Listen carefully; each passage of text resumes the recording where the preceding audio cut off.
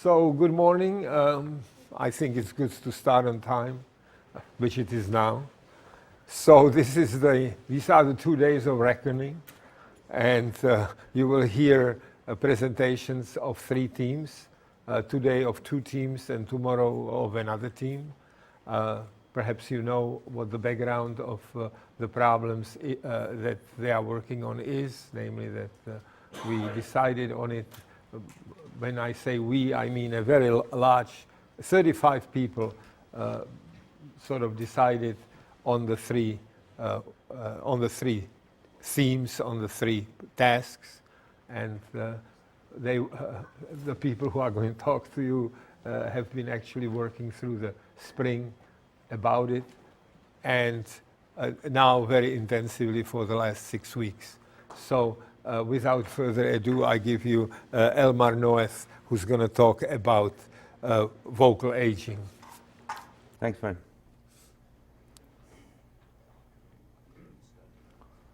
Okay, good morning, everybody. Today, our team will talk about vocal aging explained by vocal tract modeling. Let me start out with the problem. We do know that a person's voice changes due to aging. Other conditions as well, like emotional conditions, pathologic conditions, and these changes can be short or long term. Knowledge about that change can have applications in things as wide as far apart as security, medical applications, speech technology, and we just look at it also just out of scientific curiosity. There is some physiological changes that are known, some are not known that much, but we do know the vocal tract is lengthening. We have a reduction of pulmonary function, ossification of the laryngeal cartilages, increased vocal stiffness, and reduced vocal fold closure. And these have these cause certain changes in the acoustic signal, like the F0, and this is a very old slide from 1944, where they showed that with the male speakers, the F0 goes up at a high age, and with the female, it slightly goes down. We have an increased F0 variability, slower speaking rate, greater noise in the signal, and lower formant frequencies. Now, all these findings are from the literature, and I must say sometimes they're contradictory, because it depends a lot of the speech material. Is it an isolated vowel that is used? Is it red speech? People, for instance, found out that the F0 of a certain age group changed over time. So women around 1945 spoke with a higher pitch than around 1990. So if you compare an 80-year-old with a 20-year-old from 1990, you have a different finding. So the findings are very different could be very different in the literature. The goals that we set out in the workshop was, first, we want to analyze the influence of age on speech, and we want to look for applications. So when we analyze it, we're going to look at how do humans do. We're going to try to find objective measurements for the changes. And one of the goals that we would also like to do is initiate research on longitudinal data, and I will explain that in a second. Data of one speaker over a longer time. The applications that we have is, could we have a age-related adaptation for improved automatic speech processing, and could we classify the age of a person from speech? The principal approach that we took is that we first say, well, let's look how the humans do. Then we try to look at robust features, that is, features that eventually can be used for speech processing. We don't want to depend on a very detailed hand time alignment, that kind of stuff. We want to examine the variability of automatically derived features. Can we really get them robust? Verified findings that we get on data from one speaker over a long time, on cross-sectional data that is many speakers that we take in at one point in time. We want to interpret these changes, and then the two real applications. Can we predict the age of a speaker based purely on a speech signal, and what can we learn for a speaker and speech recognition? So what we do is we go and we calculate features. These features could be standard MFCCs, formants, articulatory parameters, prosodic parameters, and so on. And then we take these features and we make a regression analysis with age. Is the change, is there a trend that correlates with age? We also use these features to predict the age with support vector regression. That is, we don't classify into young, middle-aged, old or so, but we predict, given the signal, what does the algorithm think, what does the support vector regression think is the age. Then we can calculate the mean absolute error between the chronological age and the predicted age. And we can also calculate a regression between the chronological age and this perceived or predicted age. If we want to do a classification that can be derived from that data just by taking that age and mapping it onto a class. So take the predicted age and mapping it onto a class. Let's say the person is older than 20 and younger than 30. Let me start now with an overview, and the points will be presented by different people of the team. I will start with introducing the data that we worked on and human performance. Then we go on the source signal, that is the excitation signal. We'll introduce a model that we implemented during the workshop and how we optimize the parameters of it. Then we'll present the work on the articulatory inversion, so the signal goes now into the vocal tract. What can we say about the vocal tract? We will explain other parameters that we use to predict the age, that is duration and other prosodic and acoustic features. Then present results on the age prediction, and then go and introduce the speech recognition in the context of aging, that is show the baseline system and talk about ways to adapt the signal to a speaker group. And finally end with an outlook and summary. So let me start with the first part, that is introduce the data. We have longitudinal data, that is data from a few speakers over a long time, and cross-sectional data, that is data from several speakers at a certain age, and that over many speakers. The longitudinal data, we use the Queen of England. She's born in 1926, and we have the Christmas broadcasts of 30 years over a period of 50 years. Each of the broadcasts is like 5 to 10 minutes, which gives us 2.5 hours of speech. We have Alistair Cook, who was born in 1908. He also, just as the Queen has as a language, the received pronunciation. However, since he lived in Manhattan for most of his life, he has slightly North American influences. It's very known for the longest lasting radio show ever, that was Letters from America. We have 30 recordings for the time between 1947 and 2003, each about 25 minutes, which gives us 10.5 hours of speech. Then we have cross-sectional data that we acquired from the University of Florida. It's the University of Florida Vocal Aging Database. The language is American English. The material, there's several materials we used. The rainbow passage, the grandfather passage, and the spin sentences. There is 150 speakers with 1,350 stimuli. These 150 speakers were carefully chosen. So we have 75 males, 75 females, and we have 25 out of these 75 from the age groups young, middle-aged, and old. And we have perceived age judgments. So here's some examples of the material.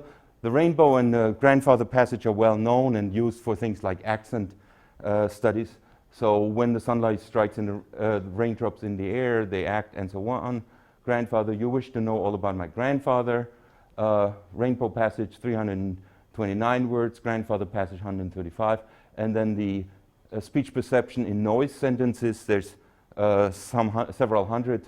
They all spoke the exact same, 16 of them, things like he caught the fish in his net, or the beer drinkers raised their mugs. So semantically meaningful, but hard to predict sentences. There's a couple of advantages of this database, which was recorded between 2003 and 2007. It's the same text, so there is no influence for the language model that can influence the age, the results. It's read speech, so there's no variation in that. It's the same microphone, so the same channel. We don't have to worry about the channel. We have about 2 minutes per speaker, that is 5 hours, and it's balanced with respect to the age groups. Here the mean is 21 for the young speakers, between 18 and 29, for the middle age between 40 and 55, mean value 48, and the older speakers between 62 and 92 with an average of 79. And the perceived ages are available, which are the means of 40 estimates of 40 different persons. So when we compare with these results, keep in mind this is an average already, so this is definitely much, much better than an individual human being would rate the age. Elmar, is there any reason why the actual age is not known? Oh, it is known. Oh, it is known. Okay. It is, it is. We just don't use that. That's an additional information. Oh, we use the actual age. It's an additional information that we can use. So here you see the chronological or the actual age, and here you see the perceived age. And as you can see, humans are doing pretty good. We have a correlation of 0.95 and a mean absolute error of 9 years. But as I said, this was the average of 40 judgments, okay? This slide shows us how many speakers we have per year. So we have about, a little bit more than 2 on average. The highest one is 7 speakers. For some years we have only 1 speaker, and so on average we have about 2 speakers per year. Elmar, if you just go back to the previous slide. So it also looks like for the humans the slope is a little less than 1. And the Yes, yes, people tend to underestimate the age. Well, you underestimate old speakers. Old speakers, and that's a finding that we also see in our own perception experiments. So maybe there's a simple first order correction. So if somebody reports that they perceive the age to be 37, maybe there's a simple first order correction that you make it 35. Yeah, it's that first order correction that gives a 95% correlation. That's what I'm saying. So in other words, when you use it, you shouldn't use the perceived, you should use the corrected perceived. Okay, just to summarize what we have for data, we have longitudinal data. This is the Queen, this is Alice the Cook, and we have cross-sectional data. These are the male and female speakers of the Florida database. This is the year when it was recorded, and this is the year of the person when he or she was recorded. So let's talk about human performance. Vocal aging explained by humans. Out of the 30 recordings, we took 10-second segments. We hand-selected them because we wanted no words that gave away things about the time, as the Falkland War or something like that. Each question involved a random pair of these recordings, and the people had to listen to 2 recordings, one to the left and one to the right, and answer 3 questions about these recordings. So we'll listen to the recordings. I hope that Christmas will remind us all that it is not how we communicate, but what we communicate with each other that really matters. Wherever I went among people living in the busy industrial towns or on stations and farms of the far outback, I met newcomers who reminded me. So 3 questions were increasing difficulty. The first one, is the person on the left older or younger speaker? By how many years? And can you estimate the age of the left speaker? I'll present the answers. The one on the left is younger by 13 years, and the one on the left was 57. When we looked at the demographics of people who took part in this test, we had a self-proclaimed English level of 1 being the best and 5 being the worst. What you can see here. The first language of most of them were German, which had to do with the setup. We wrote to our students, can you please take part of that test? The age distribution, of course, with that kind of stuff is a little bit unbalanced. Most of the people were quite young. Also the gender distribution, if you write to an engineering school, you'll find just a little bit less women.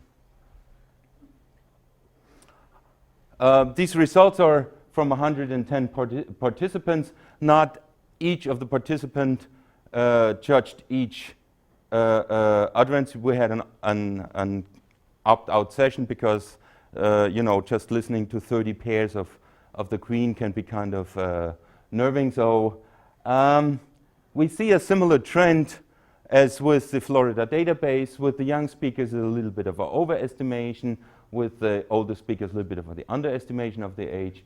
There's a correlation in the same range as the Florida database, about 0.94, and the mean absolute error is also 10 years, which is in the was 9 years for the Florida.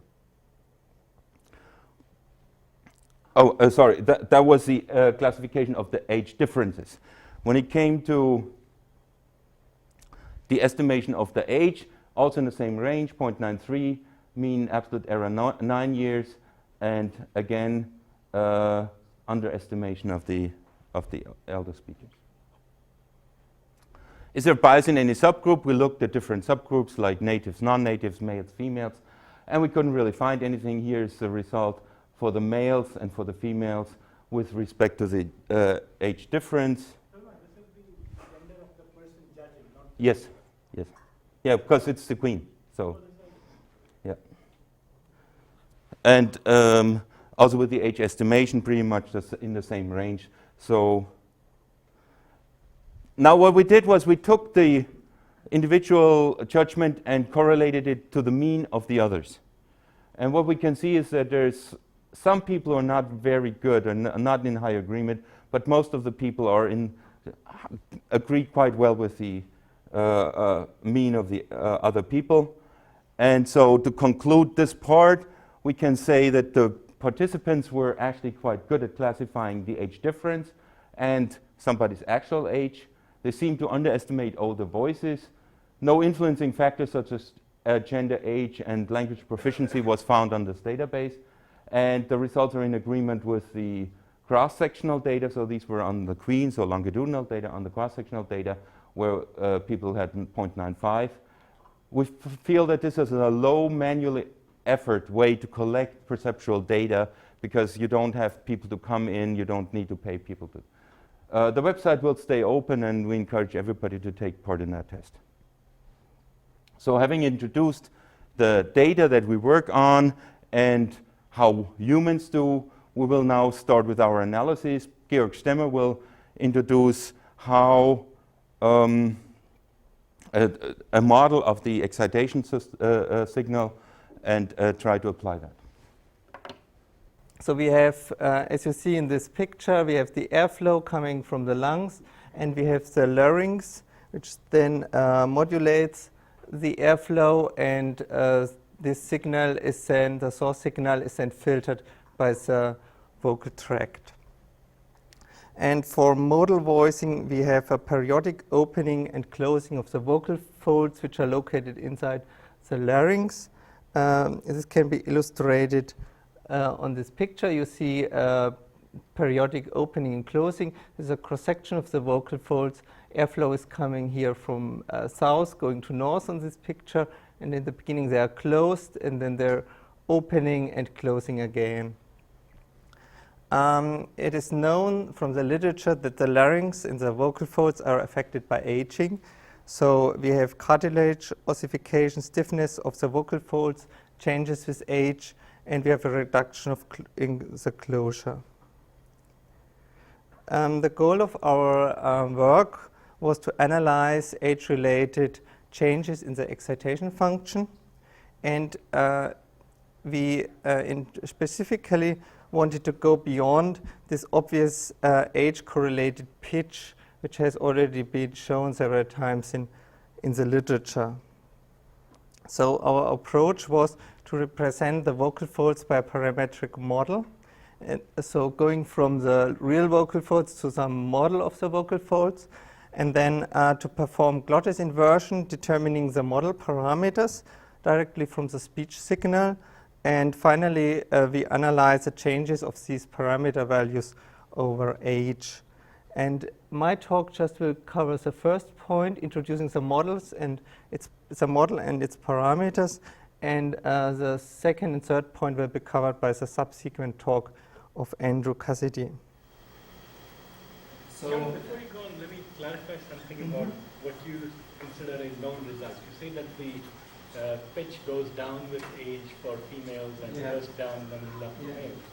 Now, is this a longitudinal result, meaning for a given person it does this, right? In other words, if I simply gave you someone's pitch, you we don't know its absolute pitch, of course.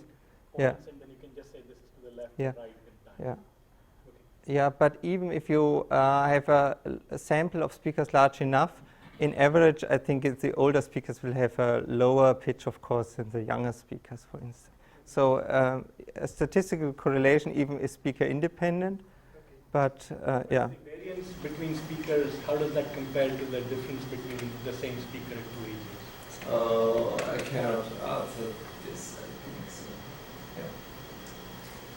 so. Yeah, which vocal fold model the vocal fold model we implemented has been introduced by Kenneth Stevens long time ago.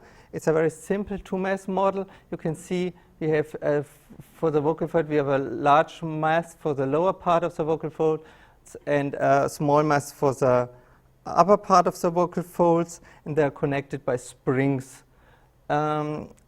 Why did we decide to use this model? It's first of all, it has physically meaningful parameters. So the parameters do not just describe the shape of the excitation function, but really a physical property. And it has just very few parameters, so it's suitable for a data-driven optimization. And finally, we assumed from the literature that this model is flexible enough to express different voice qualities. And of course, the risk which we were taking here was that the complex changes due to aging could not be represented by this model, but as you will see later in the results presented in Andrew's talk, we were able to show that there are indeed strong correlations with aging and the model parameters. So how is the excitation function computed with the model by Stevens?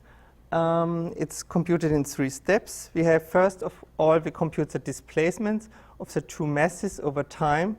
Then from these displacements, we can derive the width of the glottal opening. And finally, the derivative of the glottal airflow, which is the excitation function we can then use for our resynthesis, is computed out of this glottal opening.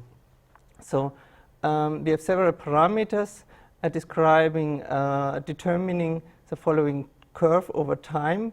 The blue curve is the displacement of the larger mass, and the curve below it is the displacement of the small mass, and the glottal width, so the width of the opening of the glottis, is then characterized by the red region here. So only here the glottis is really open. All of the rest, the glottis is closed. So you see the lower mass opens, and finally, due to the connection of by the springs, also the smaller mass opens, and when both masses are open, there's an airflow through the glottis. From this area of the glottal opening, we can derive the excitation function. It's simply the derivative of this, and this volume velocity is determined by further parameters, which are, for instance, the length of the glottis and also the acoustic mass of the air in the airways, which is larger when the vocal tract is more constricted. And we introduced, therefore, a skewness parameter phi of this volume velocity function. And of course, there are other parameters like viscosity, pressure, which we did not optimize in our model. So to summarize, we have 8 different parameters to optimize. We have the two masses, we have compliances of the two masses, and we have the resting position of the lower part of the vocal fold. We have the average vertical length of the lower part of the vocal folds, we have the length of the glottis, and we have this skewness phi of the volume velocity function. When we vary these parameters, we alter the shape and the frequency of the excitation signal. You can see here an example. In black, you have the default parameter settings for a male speaker residing in a pitch of 120 hertz. And if we reduce the compliances in masses, we get a higher pitch. Please keep in mind that masses here and compliances are masses per unit length and compliances per unit length. So they may be changed when the glottis is, when the vocal folds, for instance, are stretched. So it's not the absolute mass which is reduced, which cannot be reduced, of course. So how do we resynthesize the speech signal? We take an original speech signal, for instance, by the Queen, and we perform a linear prediction analysis on this, giving us LPC coefficients in a residual by inverse filtering with these LPC coefficients. Then we also apply a pitch extraction, and if the pitch is greater than 0, we synthesize the excitation function with our model in an optimization procedure which will be described in the next talk by Andrew. And the synthesized excitation signal is then filtered again with the LPC coefficients, which represent, in our case, somehow the vocal tract, and we get a new speech signal. For the unvoiced parts of the speech signal, we simply use the LPC residual. So I have finally, to conclude, I've got some examples. So this is an example of modal voice speaking. Learning to speak well is an important and fruitful task. And this is resynthesized by our model. Learning to speak well is an important and fruitful task. So you hear, of course, a difference, but it's much better than, for instance, if I use simply impulses as an excitation function. Learning to speak well is an important and fruitful task. Then there's another example of creaky voice. Learning to speak well is an important and fruitful task. And synthesized by our model. Learning to speak well is an important and fruitful task. And falsetto, which is the... Learning to speak well is an important and fruitful task. And our model can do it the same. Learning to speak well is an important and fruitful task. So I hope I was able to show that our model is able at least to represent a lot of different speech qualities. But now, yeah. Just a question before you go. Just to make sure we understand, this resynthesis is just for your own edification, just to listen and see. The interesting part is what happened in the box there, and they're not going to use the resynthesized speech signals. Right? Exactly. So the interesting part for us is, of course, just this excitation function. This is just to control if it really sounds good and so on. And this box will now be covered by Andrew's talk. Here, just a quick question. To further validate that you're getting the right pitch, would it make sense to synthesize, let's say, the creaky voice with the glottal pulse sequence of the falsetto and see what it sounds? I mean, of course, utterance level difference. Well, the pitch is already one part of our optimization algorithm. Okay.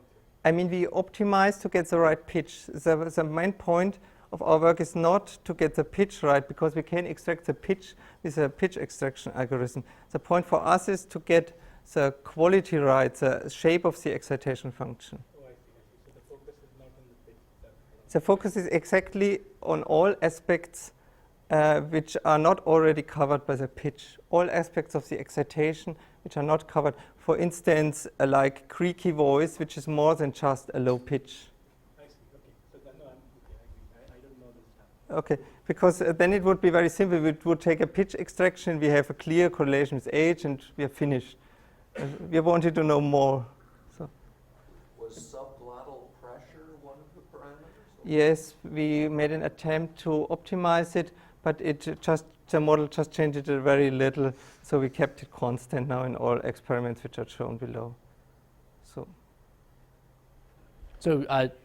just to add on to the last question, basically we're trying to optimize the excitation function without changing the pitch.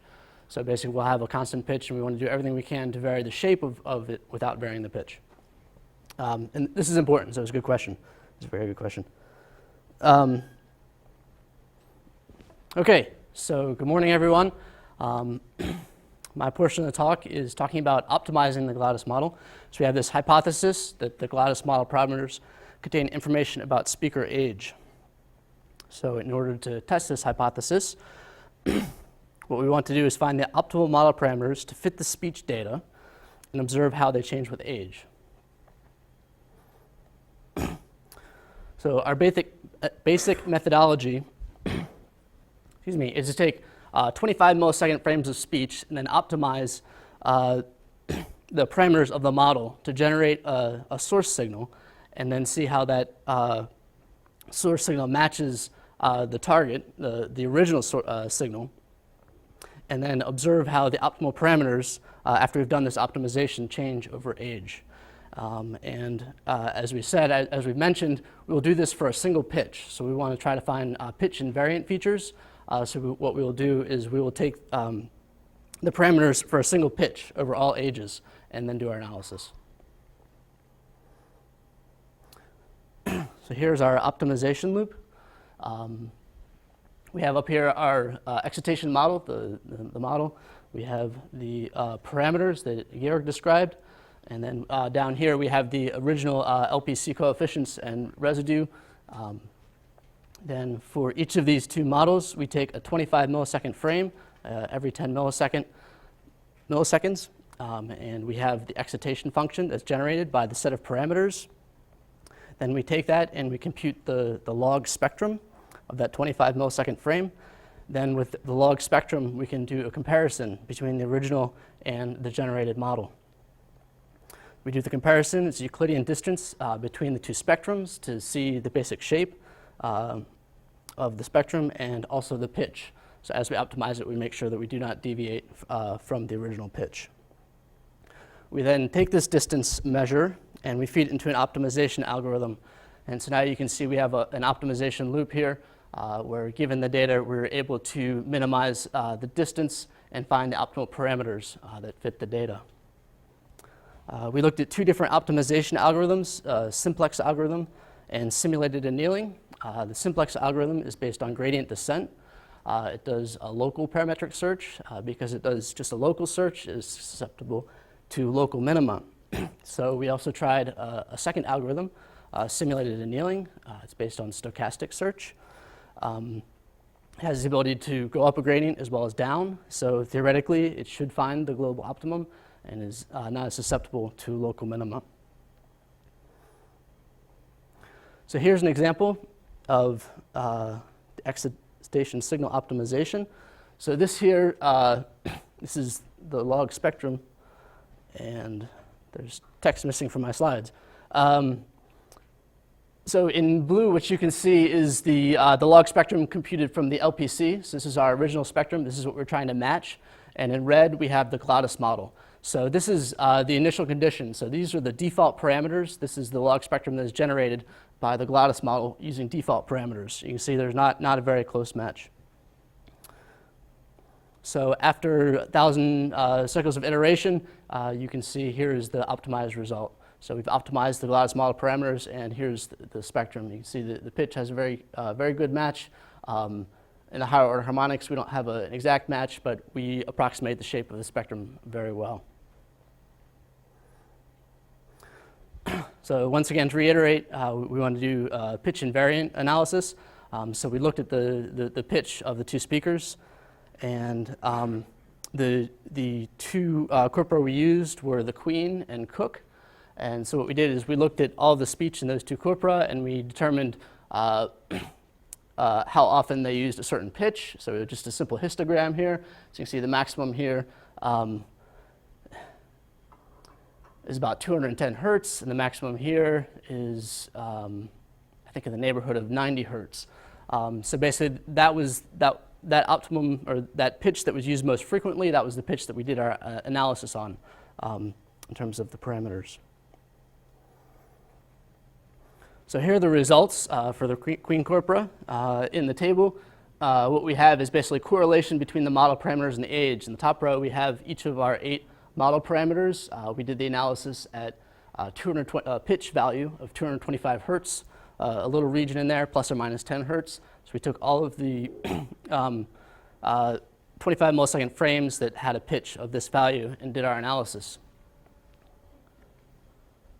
So you see, and then in the 2 rows, we have the simplex algorithm and the simulated annealing algorithm. So you can see kind of a wide range of correlations. Correlations greater than 0.45, which are somewhat correlated, are shown in red.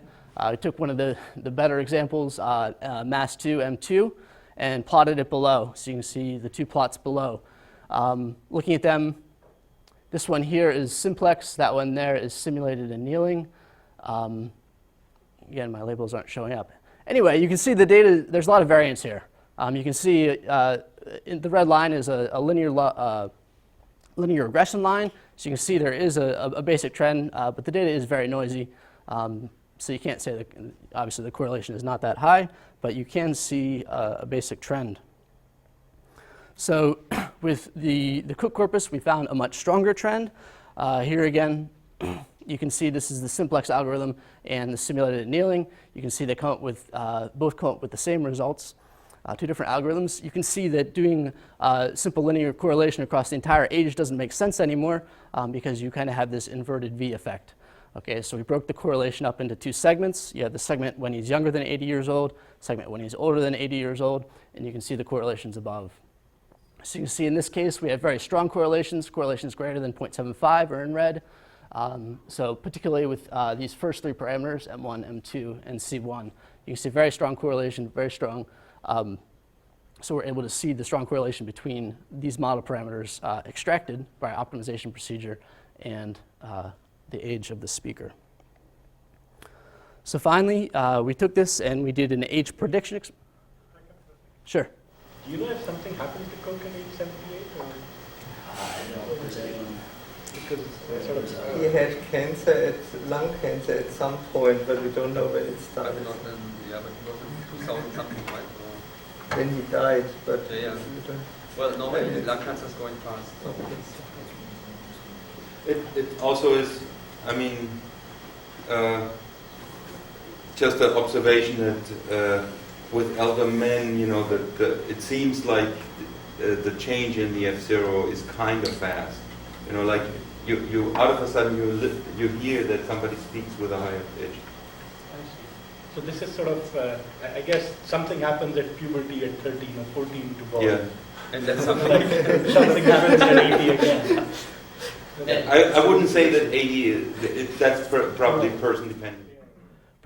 But we did see the kind of the U and kind of in earlier data, and we'll see it again, kind of these things happening as you're starting into the older ages of males. Yeah. So at each age, did you have a good number of samples at this pitch? Absolutely. So we only analyzed if we had greater than 1,000 samples, and so we're often in the tens of thousands, I think. I think this was the problem with the clean data, that the correlations are not so high for the clean because we have much less data. Right. So I didn't point it out, but there's about 4 times. So 10.5 hours, about 4 times more as much data as the queen data. So we think this is one of the reasons for the better results. Yeah.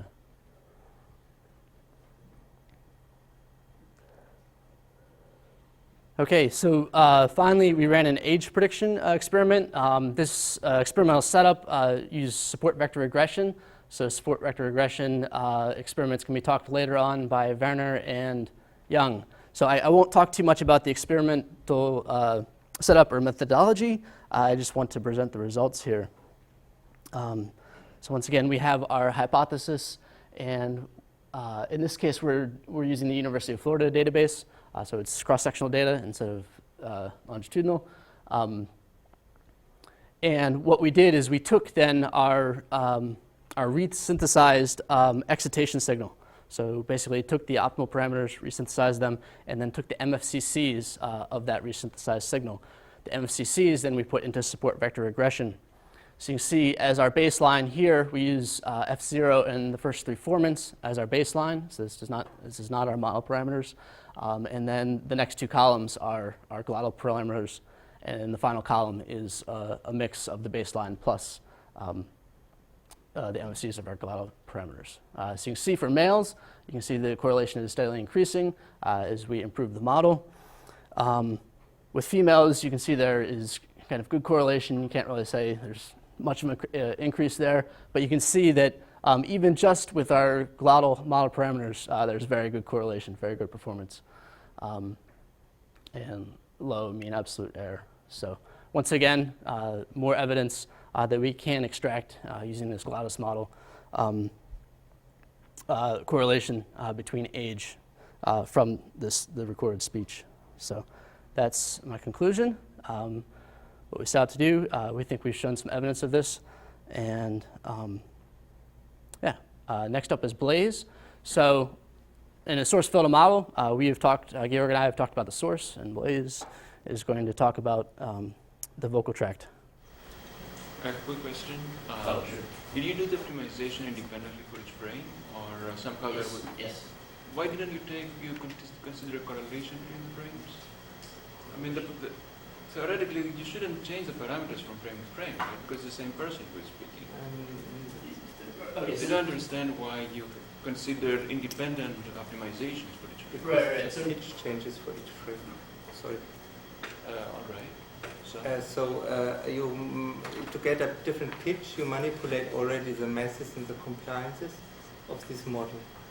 This is part of the model. but this is supposed to be constant, right? All these No. masses and this frame. No. It's mass per unit length and compliance per unit length.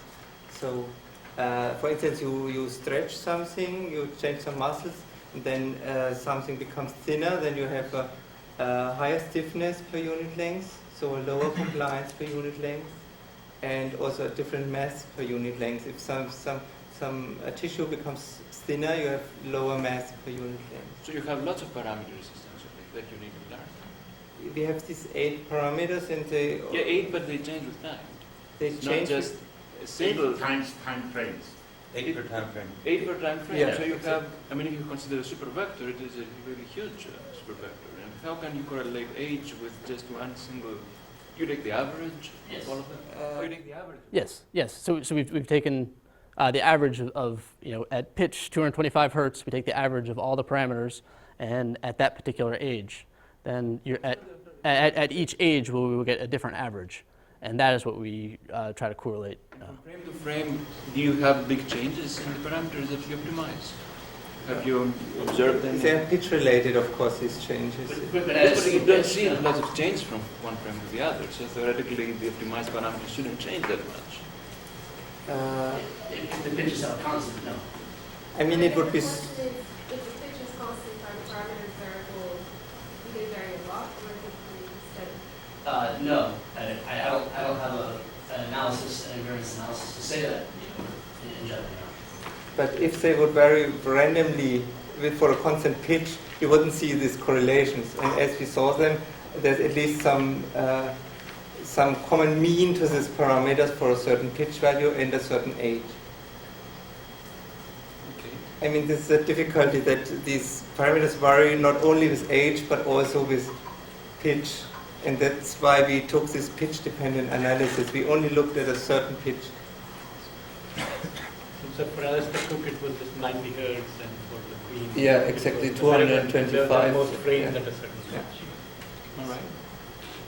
And to be honest with you, that's actually the approach that we first took. They won't change at all. It took all the speech data and we had miserable results. Oh, I see. Okay. So- That's an interesting. Yeah. Okay. All right.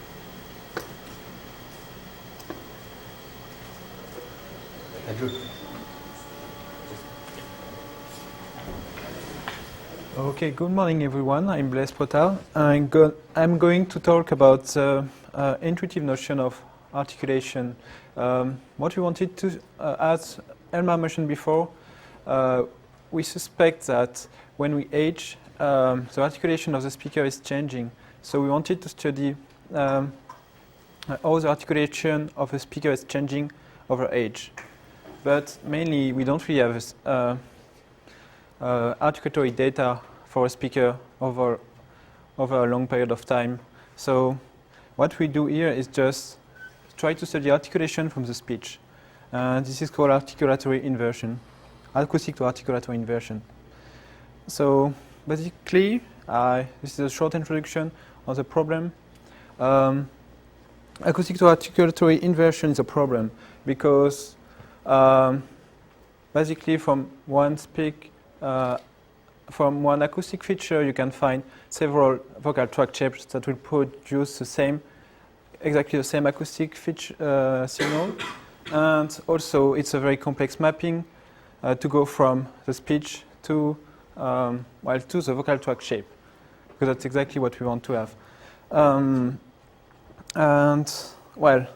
we want to do that because we really want to see how articulation change over age, using only the speak signal, because that's basically the only thing we really have. And we also want to provide a framework to generate features from the speak signal, which would be both channel and source independent.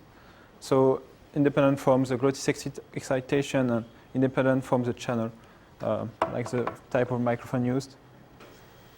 So for that we used an articulatory model, which is Maeda's articulatory model, which is quite famous. It was derived from X-ray from one speaker using X-ray sinoradiography. So we have many X-ray images, and we do a factor analysis was done on this.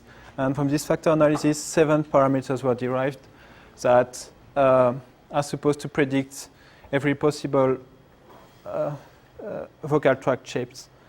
And it's only a 2D sagittal slice so basically it's only a slice like that of the vocal tract shape. And it is controlled by 7 deformation. It has 7 deformation modes. And it is quite easy to adapt to different speakers,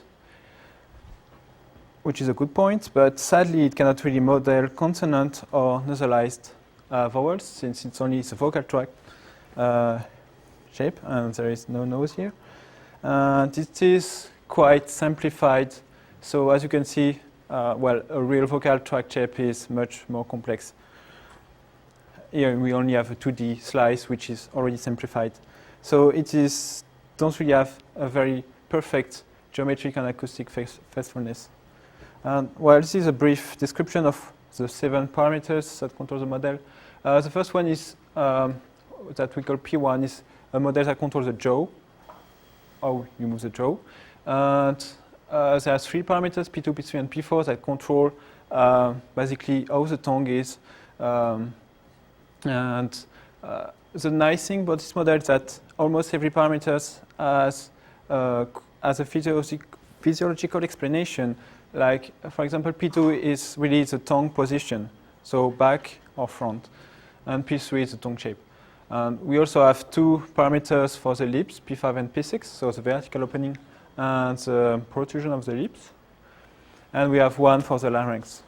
And what we expect to find when we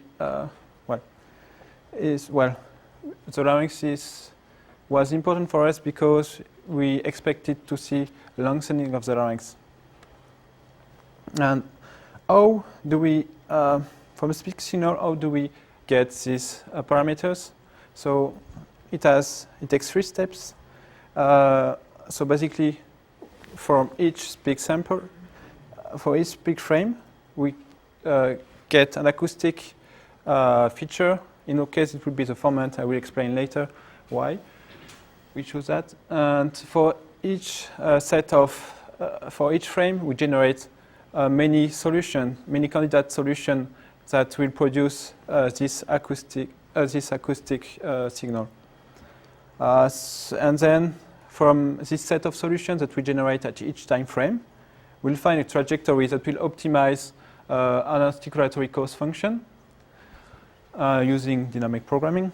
And then we will smooth this this articulatory trajectory using the synthesizer to have a better acoustic precision and articulatory regularity using variational regulation. So I will just show an example how it works. So the first step is to extract some acoustic features. In our case, we choose a format because we suspect that they are the most, actually we took only the formant frequencies, because we suspect they are the most independent of the channel and that they really are, well, everyone knows that it's probably the most important feature to discriminate vowels, at least for the human ear. So, well, anyway, here we use a software that automatically extracts the formants, and it's here 5 formats are displayed, but actually we're only using the first 3 because there are only those 3, the only formant frequencies that we can extract reliably from the speak signal. And then, for each of this time frame, we just generate, using a table lookup procedure, every possible solution that will generate the correct 3 formant. So F1, F2, and F3. So since the acoustic vector is very small, we can generate many solutions. So basically, here it's, so this is the time in milliseconds, and this is what the solution for one display for one parameter. So we project every articulatory vector on one parameter. So this is a lip opening parameter, and so we have many solutions for each time frame. But when we minimize the articulatory cost function, so basically we try to minimize the movement of the articulators, we realize that there is only, well, we can't find a best solution, which is still not very regular because we only use a discrete set of solution. And then we can smooth it a little bit. It doesn't look much smoother, but actually it has a better acoustic precision. And then in this case, we had the original articulatory data. And in this experiment, we had a very good, well, at least for this parameter, we had a perfect, almost a perfect match. So this is the actual articulatory trajectory. So in some cases, we get very good results. And we can expect that the vocal tract shapes that we find are very close to the original, at least for the vowels. And so we use this procedure on the Queen, and also on other formats, but I will present some results on the Queen. So basically, from 16 acoustic features are extracted, so the 3 first formant frequencies. And from these features, we compute the articulatory parameters P1 and P7. And actually, the first thing we did, just to check that we get at least something close from the original. So if we use these parameters, we have vocal tract shape, so we can, and if we use a glottis excitation, we can generate, so we should be able to generate the original signal, at least something close from it. And so this is, so I extracted a sentence over years, a sentence that the Queen says repeatedly, so for different years. Oh, yeah, sorry. And this is a sentence every year. Every year, every year, every year, every year, every year, every year, every year, every year, every year, every year, every year, every year. So if you pay close attention, you can see that the channel is changing quite a lot over the years, and also we can hear the aging of the Queen. And now the recent size signal. So we just take we take the original F0 frequency, but that's the only thing we keep from the excitation. So Every year, every year, every year, every year, every year, every year, every year, every year, every year, every year, every year, every year. Well, it's not very perfect. And the first thing that we see, you probably have realized that we don't hear the aging as much as the previous recording. But so it's not a very good sign, right? But still, we did some statistics on the So we can do some statistic on the very basic statistic on the articulatory vectors that we find. And the first experiment we did is just compute the average value of one parameter. So for every year we just, well actually for every sentence of the queen, we just compute the average values of the parameters. So this one is the Joe parameters P1. And what we can see is a nice trend. Actually, we see that these parameters is increasing over the years, which is, so apparently there are still some information, well, some indication about aging in these parameters. Well, actually, yeah, it's not very clear, but when P1 is increasing, that means that the jaw is closing. So that means that the average value of P1 is decreasing. Well, the average opening of the jaw is decreasing, which probably means that she doesn't open as much when she talks. And actually, sorry? Why is this related to age? That's a good question. But that's what we observe for the queen. So when you hear her speak, probably she's much more dynamical when she speaks when she's younger. She puts more emphasis but more centralized articulation. Yeah. You just don't go to the extremes as much anymore. Yeah. So this is an interpretation that we can give about that. And if we observe the standard deviation, so the amplitude of the movement for these parameters, we see that it decreases with age. Sorry? 120, will she speak without moving her jaw? Sorry?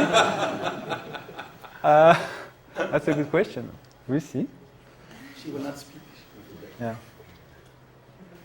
And we see for standard deviation, we also observe that it's decreasing over age, which is also, well, we can expect that maybe she doesn't, it goes together with, well, just shows that the amplitude is less important, so more centralized articulation.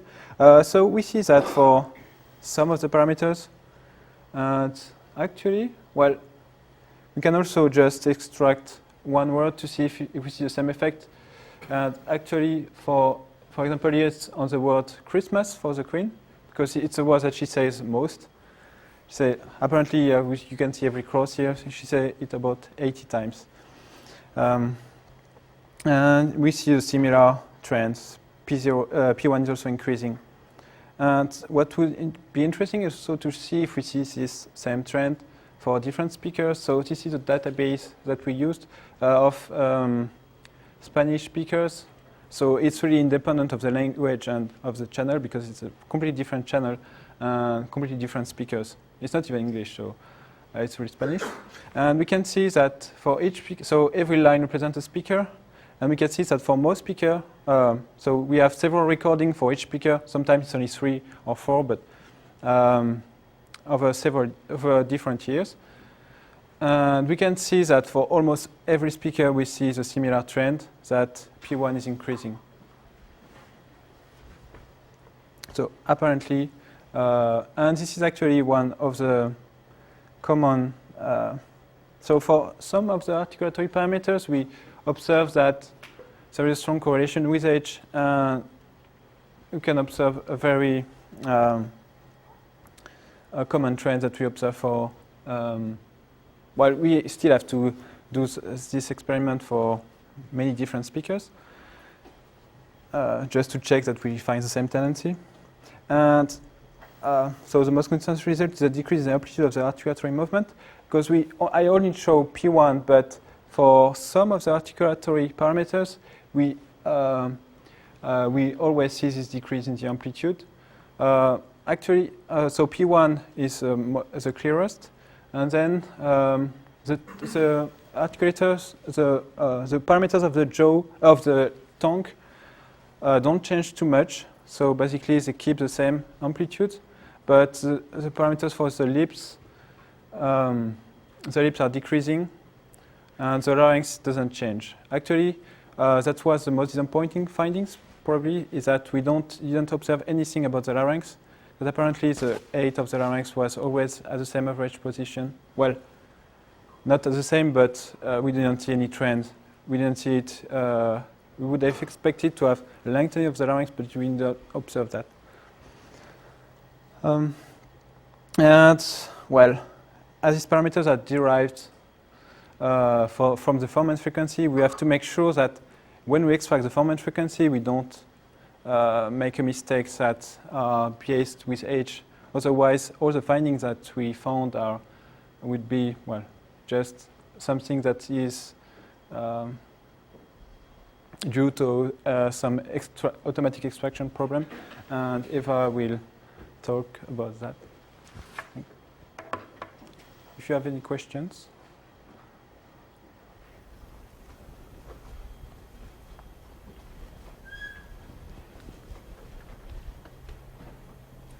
All right, good morning, everybody. I hope the microphone is okay. Good. As Blaise already mentioned it, we are working a lot with formant frequencies, which are only 3 values per time frame. So it's, yeah, if you get those wrong, you're really bad off. And so we just wanted to make sure that the whole group or all the members that are using these values know about the quality of the formant values they do their analyses on. So the motivation behind the aspect I'm presenting today is how well is the quality if you take F1, F2, F3 and put them into more refined analysis, as we will hear later on in the talks. And not only are we using the formant frequencies for the vocal tract inversion, but also for age classification experiments. So one way of using them is to have them as input to calculate Maeda parameters, and then the other one is to take them directly. So I'm kind of at the point of, like, the transition point between basic information and experiment information input. And we'll see that automatic formant extraction, the one we are using, is prone to have errors in them. And we'll concentrate on coarse errors, and I'll just mention fine errors on the way along.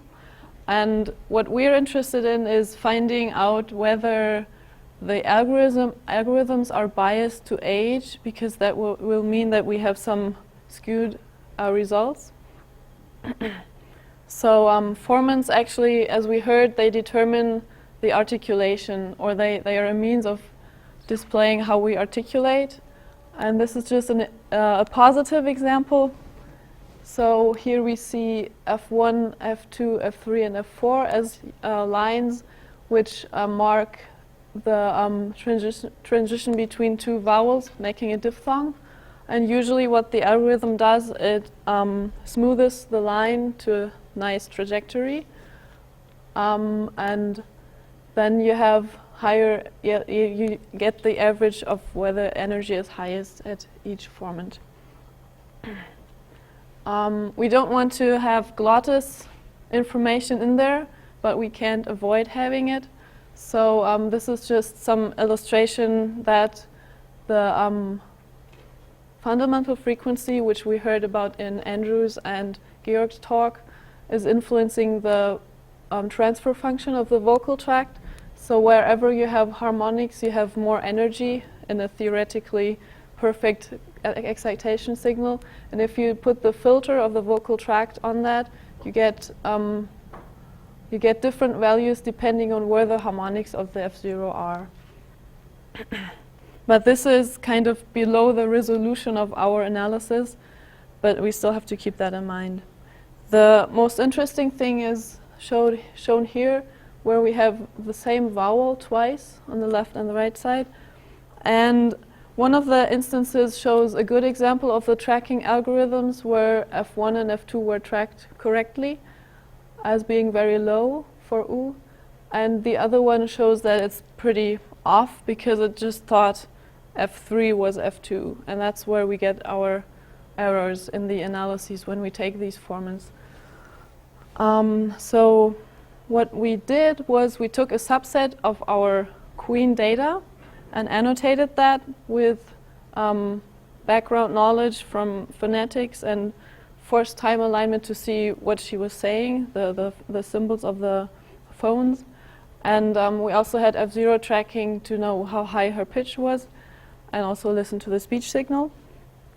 And we didn't look at the whole signal because it doesn't make sense to look at consonants that don't have any voicing. It's just mainly for the vowels.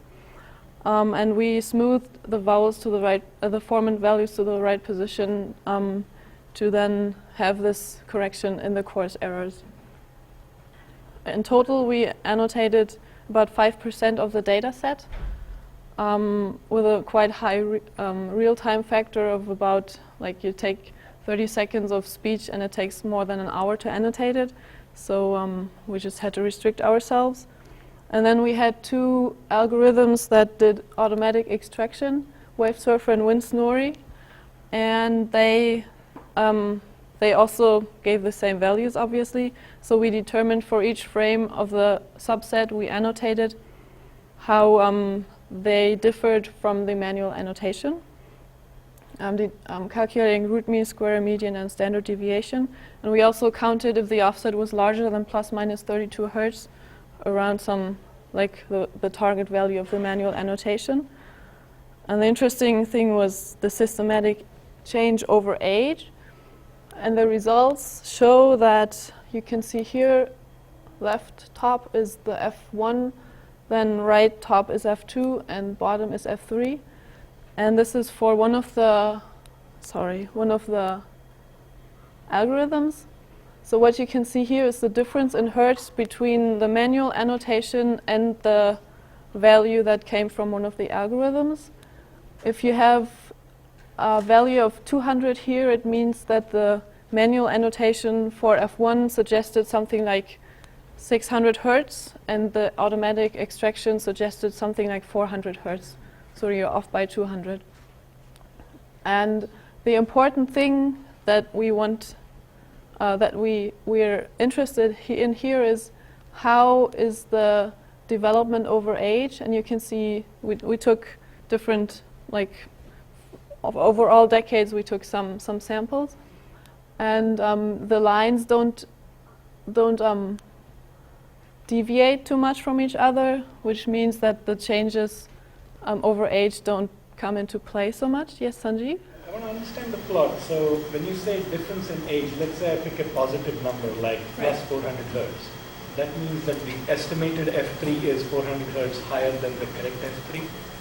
If you're on the positive axis, it means, yeah, that the...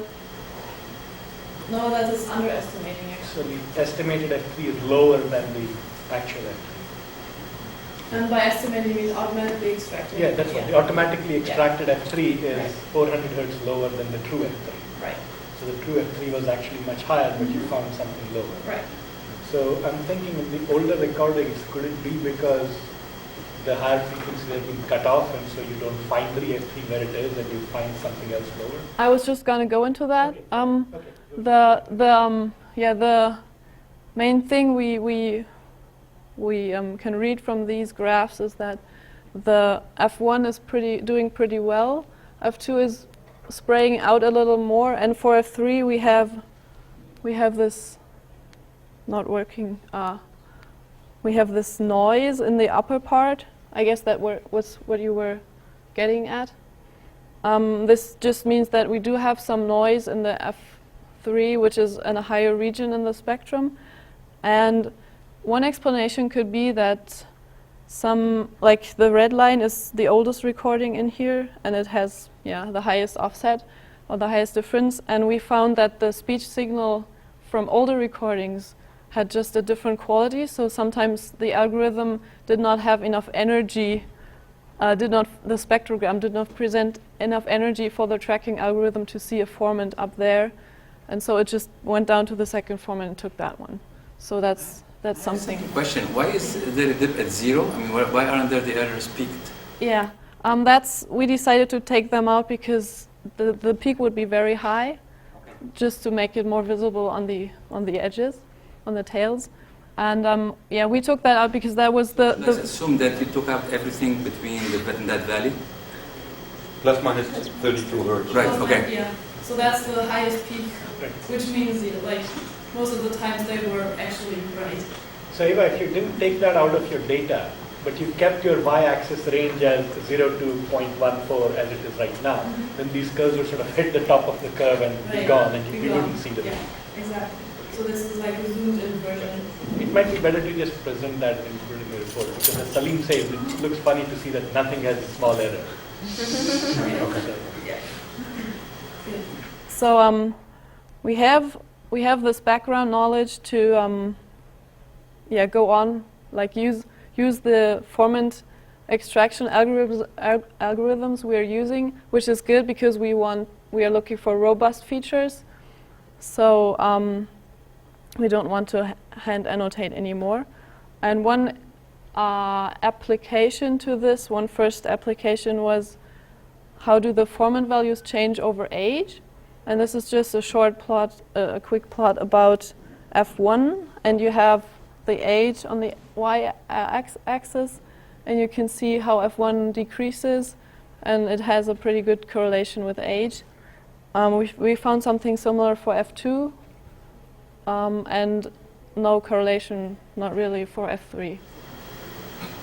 That's good. Yes. Oh, and one quick question: how many points per age are we talking about here? A lot. I mean, that's a good question because we took all the voice segments of each year, so it's basically everything that's voiced. So about 5 minutes, so 5 minutes of speech, and let's say that of that 2 minutes are voiced. Right. So it's 2 minutes of speech for every age point. So there are 30 age points, and for each there is about 2 minutes of speech. Yeah, about that, yeah. So each vertical red bar, for example, is basically 12,000 frames. Yeah. Yeah, a lot of data. So this was just the first step into results on age, and we'll go on with you have the phonetic transcription of what they said, or what she said rather. Did you try to look based on your phone if things change? Can you just pick a particular vowel, let's say pick E's or R or something, and look at all the R's? Right. Would that make that? Yeah, that's actually reflected. So this is just a more more easy overview of everything, but it's reflected in the single vowels. We had another experiment on that. So the correlation is just as good or as bad? And it's phonetic dependent? Well, you have the problem that any labeling you have, any transcription, is always cannot be very exact. So you'd always have reduced vowels, which mess up the picture. But if you take only the clear instances of a single vowel, then you get the same. Might be a bit better, but the tendency is the same. So that's what we are looking for. So some of this variation is because there are different vowels mixed in here whose natural F1 would be different. Right. And then some of it is because even for a given vowel, sometimes it is clearly articulated, sometimes it's reduced, and sometimes the context might do something to it. What are the error bars there? That's the standard deviation. And that's so high because we put all voice segments into one. So F1 for E is in there, and F1 for A as well, so you get high differences. Okay, good morning. So as Eva told us, there is no systematic error over age for the formant values. So we take those formant values for further analysis. And so in this talk, I will mainly talk about some of the acoustic features to see if they change over age. And then, so mainly my focus will be on speaking rate and duration of transitions and pauses. And then Werner will continue with other acoustic features. So we did some duration experiments on the Queen data and University of Florida data. The input we used was forced time alignment, and we used formants as well for this data set. And the experiments we did were speaking rate and then duration of plosive vowel and pause percentage. Okay, so how do we define speaking rate? The speaking rate is number of phones per second, and then this is the plot for University of Florida males database. and the x-axis is age and y-axis is number of phones per second. And we can see a nice trend here that the speaking rate decreases over age. Okay, so But did you count something different? Maybe count the number of syllables per second or something like that? So number of phones per second, but I excluded silences and pauses. Okay. No, what I'm thinking is, well, I mean, it should be very strongly correlated, but it's highly correlated. Mm-hmm. But we would have had to segment it into the syllables. Right, okay. Or you could just count the vowels and liquids or something as a substitute for counting. It's highly correlated. We did that on German data before. I mean, I did it. Okay. Okay. So then this is something interesting that we found that for the queen, speaking rate first, so when she was young, the speaking rate is really low. When she is middle-aged, it is very high, and then afterwards it again she again gets lower. So then you can see and then we think that the first change, like this change, that might be because of the professionalism, but then this might be because of the aging. Okay, then the other experiment we did was for plosive vowel transition, and so this is some formal definition for plosive vowel transition, and let me explain you quickly that, okay, so the thing is, like, whenever there is a plosive and a vowel followed by plosive, it takes time for the articulation of that vowel after the plosive. So for example, we have plosive g here and a, vowel a here, and this is end of plosive, end of the plosive, and then the actual vowel a starts here. So these lines so these are formant frequencies for a. This is F1 and F2, and the actual vowel starts at these points, and we define this as the transition duration. Okay, and so the hypothesis is that the transition duration gets longer and longer as the person grows older. Okay, so then we looked at plosive vowel transition durations, but then we observed that for individual plosive vowel pairs, there is not actually a good trend. So what we did is we made classes of some plosive vowel, and then this is a plot which shows that, okay, so this is the plot for University of Florida males data, and then so we can see a slight trend here that the transition duration so transition duration increases over age, and then we can also see that there is slight increase in variability as the person gets older.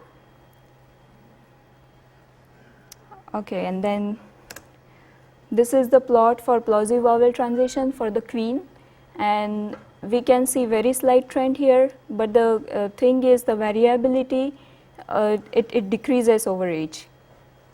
Okay, and I mean, of course we know that these plosive vowel, so we don't have anything conclusive about plosive vowel transition duration because, I mean, considering there is some error in time alignment and with informant values as well, and actually it's a very hard problem to exactly know what is the transition point. So we don't have very conclusive results, but still there is a slight trend for a certain phonetic context. Then the next experiment we did was pause percentage, and so this is the plot for University of Florida males data. And then how do we define pause percentage is the percentage of pauses in the whole utterance. And then again here we can see some slight increase in pause percentage for University of Florida male data. We observed the same thing for female data as well. And then, okay, so this is the table for the conclusion. And what we observed was speaking rate shows really good correlation with age, And then so we use that as a feature for age regression. Then pause percentage, so there was, for the queen, there was first decrease and then slight increase, which is consistent with the speaking rate for the queen. So that is, for the longitudinal data, the U shape is always there. And then for plausi-vowel duration, we conclude that more investigation is needed. Okay, so that's it. So now I will introduce Werner for the next talk. Okay, good morning everybody. My name is Werner Spiegel and I show you now a little more other features we discovered and analyzed in our talk. You heard about the Maeda parameters, about the glottis parameters. Now would I talk a little more basic features everybody knows and prosodic features, and after that I explain a little experiment we did with all these experiments and a special feature analysis, and after then the support vector regression. So the basic features everybody knows are the MFCCs. MFCCs are good for everything, so we use it. Why not? We tried. So we have a 24-dimensional feature vector, static and dynamic features on the MFCCs. And we have, what we also use are the formants. You heard in the talk of Blaise that the formants are the basis for creating and estimating the Maeda parameters. So why shouldn't we use the formants also as features? We extracted, as Verada and Eva said, the formants with WaveServer. Another well-known basic feature is the F0. We took, everybody in the whole workshop group knows this picture of the queen, the F0, and it goes the same way as in the literature. We can hear the voice. It is 2 years since my husband and I spent Christmas with our children. As I look back over these past 12 months, I know that it has been about as full a year as I can remember. Yeah, there's an obvious trend we could see in the data, in the average F0. Also, we can see for a female, for Alistair Cook, a trend down to 75 years and then up again. So let's hear it. Good evening. In the year after the dropping of the first atomic bomb, it's very hard to pretend that the new year is the turning point of anything very serious. Good morning. Here is a little exchange of dialogue from an English novel written in 1915. Yeah, we have nice correlations here in the F0, in the mean F0 over the year. So we take it as a promising feature for speaker-dependent analysis. You know, we have the one data set of Alistair Cook and Queen. We can run speaker-dependent experiments. And we have the cross-sectional data of the Florida. So, and we did also the extraction of the F0 and averaged over a year. And what we see here is not so obvious trend. So, yeah, but if we cluster here in the younger part, older part, middle part, and older part, yeah, we can see a trend. So more data, then we can define this trend again for the cross-sectional data. Let's go to the next feature set we use, the prosodic features. What is prosody? If somebody talks about a prosody of utterance, then normally it means we talk about how the utterance was presented. So prosody is just a cover term for the dynamic in speech phenomena. They are larger than phonemes or frames. So we can't describe dynamics in the speech just with a frame or a phoneme. We have to look at a larger segment. So what we hear is pitch, loudness, speech rate, and rhythm. Yeah. And how could we use now the prosody in the vocal aging problem? Yeah. The interesting thing in the vocal aging is not the change in the place of the articulator. So the vocal tract increases or so. The main important thing is the change in the dynamics of the articulators. So with a prosody, maybe in emotional detection, we have a short term, and now we just have to scale it into long term, and we can use the prosody for our vocal aging problem. So the idea is prosodic features cover the dynamic of changes of vocal aging.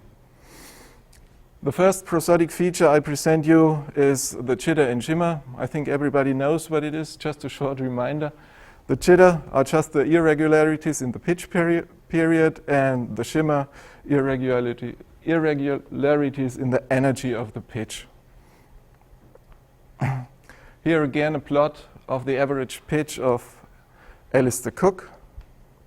There's also a nice trend. Yeah, again in the speaker dependent and longitudinal data we see here. What are the units of this on the y-axis? I don't understand the number, just explain it to me. Yeah, these are just numbers. We can compare. It's the number we... the standard deviation divided by the mean or something?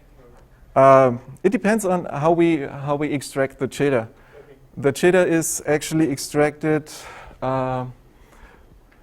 directly on the periods here. We extract the periods, and after then we have a lot. We count this. We draw this in a line, yeah. And over this we interpolate. And the error to this interpolation line we calculate. It's a residue, okay. And the difference of this preceding and of residue 0 and the preceding, this gives us this number. Okay. So in other words, if the pitch was constant, then all these lines would be on the horizontal, all these points would be on the horizontal line. And if the pitch was rising steadily, it's also, yeah. So this is deviation from straight line variation of pitch. But it takes away a little bit the effect of a rising pitch, right. Because you don't want the rising pitch to attribute to have in the jitter. In other words, if you're going to vary pitch, vary it along linearly, right. Piecewise exactly. linear segments, and then you look at the intrinsic variation there. Okay. Yeah, and now we go in the part of the prosodic features. We go to the structural parameters. You know, we can use any phonemes or frames or so. We have to use larger segments. And in our approach, we used for the segments the voice segments. We used to calculating these segments the F0 and the energy. And in these voice segments, I show you for illustration a picture. Here's the timeline. Here is the value line. Just imagine the F0. And now what we try is, in this voiced part, to extract objective values, like the maximum of the F0 in this voiced part, the minimum. We draw a regression line. We take the positions of all these parameters and take it as features. And after that, we have these numbers and a lot more. We take not only one segment, we take up to 5 segments together to cover the dynamic features. So what we have now, we have a lot of features we can just put together and run an experiment on age regression. And the main motivation for the first experiment is, don't focus on the speakers, just focus on the age. So we have the Florida data, and we take of every year, of every age, the speakers into one utterance. So every 28-year-old into one utterance, 30-year-old, and so on. So out of the 150 speakers of our data set, we get 78 concatenated utterances. We extracted our features of of these utterances, F0, F1 to 3, prosodic, Maeda parameters, glottal parameters, and so on. And we calculated the means and the standard deviation over this and combined it to a big vector of each utterance. So we had 39 utterance and 39 feature vectors per gender. So, and what we did with this, just a closer look into the features. I correlated the features with the age. Each feature in this 465. And the first features for males and females I show you here.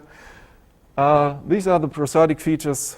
I don't go into detail, but you can see for the males, at least one feature is enough for a 0.8 correlation, but it's Pearson correlation. There's everything in it.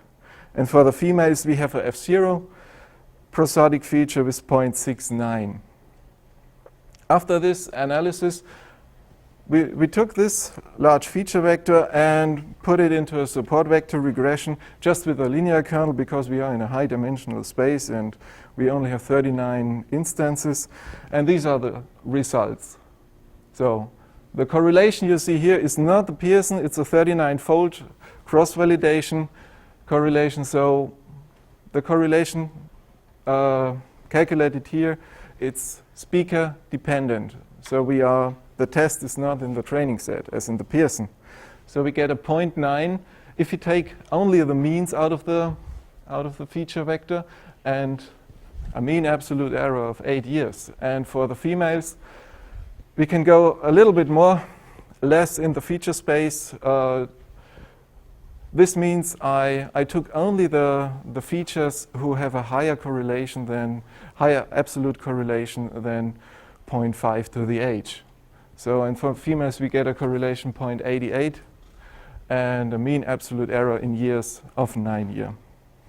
Okay, what we see here in these results is, yeah, we can make it very, very good. But you should keep in mind, we use up to 7 speakers in one sentence. And yeah, in the next section, we will see what happens if you take for test only 1 speaker per year, a reduced feature set, and less time data.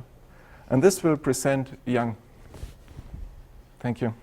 Hi. So I'll talk about, up till now we've seen that there are many features that correlate with age. Right now, I'll look at how well we can do at actually predicting the age using certain features. We created a system, an age prediction system. We used a universal background model and Gaussian mixture model to create age models for each age of the database, and then we used support vector regression to predict the age of a specific speaker. We used various features. We used MFCCs. We used the three formant frequencies, and for some, we also used Maeda parameters for evaluation. We first built a UBM using unsupervised clustering. We used Gaussians to define each cluster, and we started off with 128 random points in this feature space, and we did 20 iterations of expectation maximization algorithm. And then for each age, we did map adaptation using the universal background model to create a model, an age-adapted model for each age. Yeah, quick question. Yes. If your features include the Maeda parameters or the formants, does that mean you're only using sort of the voice segments of the speech? Yes, for the Maeda parameters and for the formants, we only use the voiced.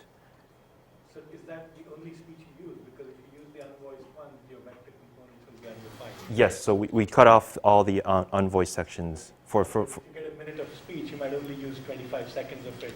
Yes, yeah. In the actual, to sort of model with the GNN. Yes, yes. And how is the chopping up done? We use, if there is no pitch, then we just cut it out. So if your pitch detector says there's no pitch, you leave Yeah, that frame. we just cut it, yeah. So any frame that has pitch is in. Yes. So you have a variable parameter for age, or you have binned the ages so that you have different? For the training data, we actually bin the ages, so we have an age, a model for the 26-year-old, a model for the 30-year-old, a model for the 31-year-old, stuff like that. So how many different models do you have? It depends. For the Queen data, we have 30 different models. For the Florida data, we have a lot more models. 39. 39. And then we took a test speaker and we extracted features. We also did map adaptation using our previous UVM, and then we fed it to our support vector regression to actually predict the age of the speaker. We looked at different kernels, but the results I'm showing now are with the linear kernel. The other kernels show similar results also. So we first did it on the Queen data and the Alistair Cook data. This was speaker-dependent evaluations. So we did a full 30-fold leave one age out cross-validation, which means we took 29 years from out of the 30, and then we trained on the 29 years. We tested on the remaining 1 year, and we did this 30 times with different years. And we have a nice correlation of 0.95, and with the MFCCs, an error of 4.2 years. And also very similar with the Alistair Cook data. But now this data is this is speaker dependent, and this and channel may have an effect on this data. So we also took the University of Florida data, and we did the same experiment. This time we did it speaker independently, so we had a separate training data, and we have separate test data. So we did it on separate sets, and we also, for females, we had a very high correlation for MSCCs 0.92 with mean absolute error of 9.5 years. For males, we had a bit lower correlation, but we still had a pretty high correlation of 0.77. For the formants, we didn't have a very high correlation, but we think this is due to the fact that for males, there's not much of a difference in formant frequencies as in females. And so we wanted to know how much data we needed to actually, how much data we needed for us to actually predict the age. And we used different lengths of speech to test. And you can see that around 1 minute of speech is enough for us to actually predict the age of a test speaker. And so we compared our results from humans to our system. So this is the humans, which Elmer introduced. This is an average over 40 people. We divided them into 3 age groups. And you can see the confusion matrix here. We have an accuracy of 87% for humans. This is an average over 40 people, and they were 9 years off on average. Our system, we had an accuracy of 76%, and we were 11 years off on average. And that's... Actually, in the cross-validation result, you said that there is a 1 year out. Yes. Cross-validation. No, this is yeah. For 30 years, right? Yes. Why only 30? Because the Queen had 30 years. We had data on Queen for 30 years. This is not cross-validation. This is the University of Florida data, which is speaker independent. That's it. Okay, we'll have 10 minutes break, and then we will continue with the experiments with respect to speech recognition.